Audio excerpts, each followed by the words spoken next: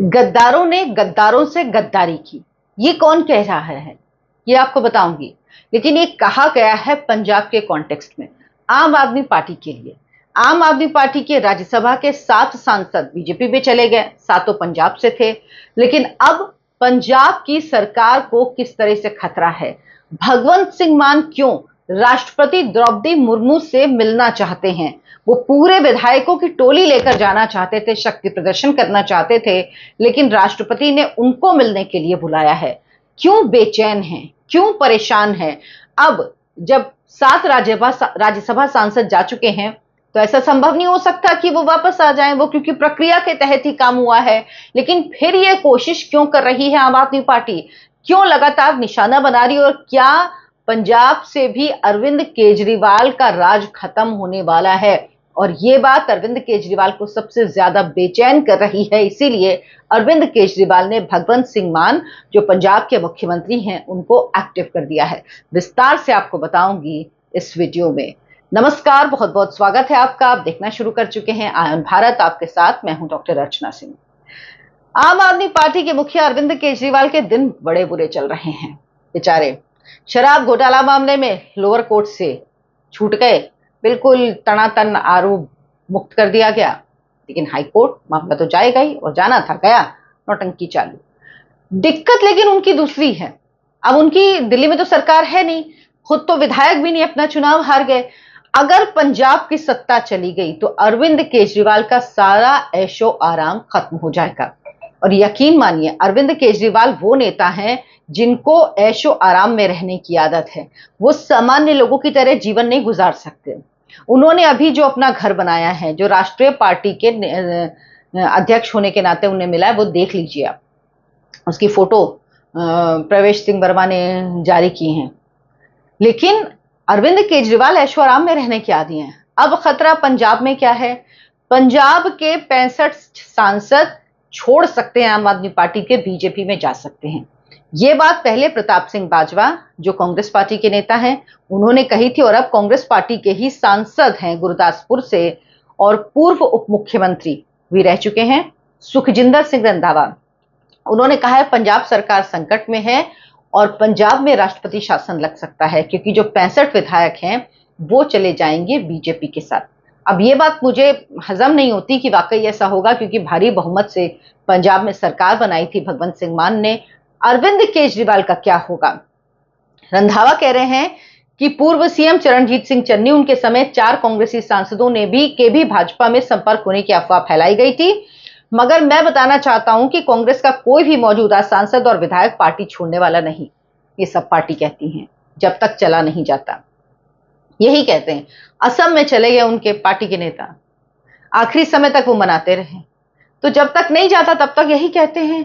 लेकिन पंजाब के लिए ये खबरें अटकलें हैं या सच होंगी, ये इस पे मुझे थोड़ा सा डाउट है, क्योंकि बीजेपी की वहां कोई स्थिति नहीं है। लेकिन अगर बीजेपी ये सोच रही है कि ऑर्गेनिक ग्रोथ करके पंजाब में उसको अपनी सरकार बनाने में, अपनी पार्टी को खड़ा करने में बहुत वक्त लगेगा, तो क्या ये तरीका बीजेपी अपना सकती है।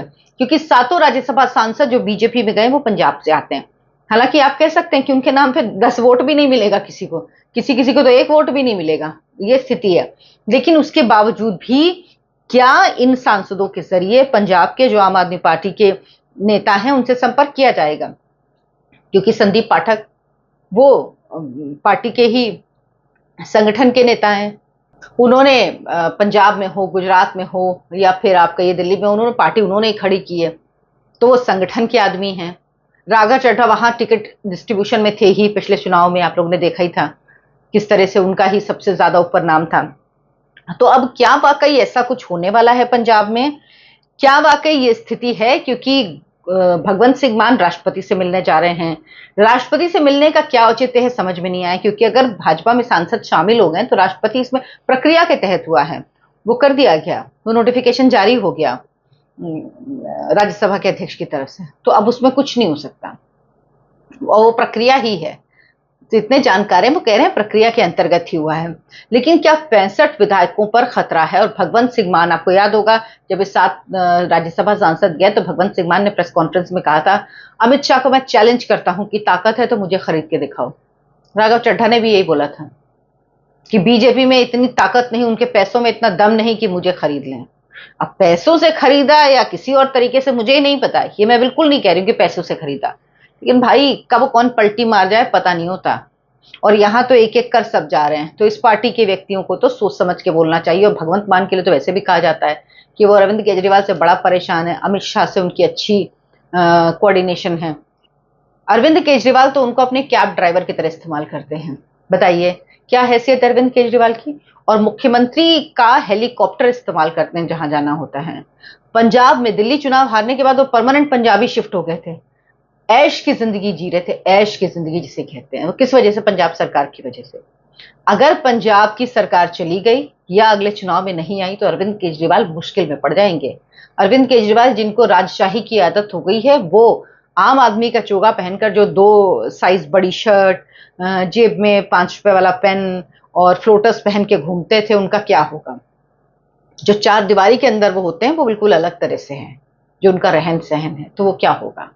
अब इन सब की बात की जा रही, लेकिन देखना होगा बाकी इसमें कितनी सच्चाई है, क्योंकि कांग्रेस ये दावे लगातार कर रही है। लेकिन मुझे ऐसा लगता है कि अभी ऐसा कुछ नहीं होने वाला और बीजेपी इतना बड़ा रिस्क कम से कम अभी नहीं लेगी। हाँ, चुनाव के पास ऐसा जरूर हो सकता है, क्योंकि आम आदमी पार्टी में जो लोग आए उनमें ज्यादातर चेहरे ऐसे ही हैं जो या तो जानकार नहीं, कोई जानता नहीं, या कांग्रेस से आए, कांग्रेस से गए हैं, या शिरोमणि अकाली दल से गए हैं, ये सब आम आदमी पार्टी में गए हैं। तो हो सकता है उनको चुनाव के आसपास ये काम बीजेपी करे, क्योंकि पंजाब भी ना एक संवेदनशील, जैसे बंगाल था वैसे ही पंजाब है, पश्चिम बंगाल की तरह ही पंजाब भी बहुत संवेदनशील राज्य है, वो सीमा से लगा राज्य है। तो बीजेपी के लिए बहुत जरूरी है कि वहां कोई मजबूत सरकार हो, कोई ऐसी सरकार हो जो वहां के फैसले ले सके, देश हित में फैसले ले सके।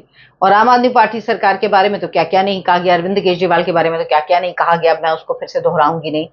तो इसीलिए क्या बीजेपी इस वजह से ये कोशिश कर सकती है, और क्या बीजेपी ये कोशिश करेगी, उसके पहले वो टटोलेगी वहां पर लोगों का मन कि क्या वाकई वहां के लोग इस चीज के लिए तैयार होंगे, बीजेपी को स्वीकार करेंगे। क्योंकि बीजेपी जानती है ऑर्गेनिक ग्रोथ में पंजाब में उसको बहुत समय लगेगा।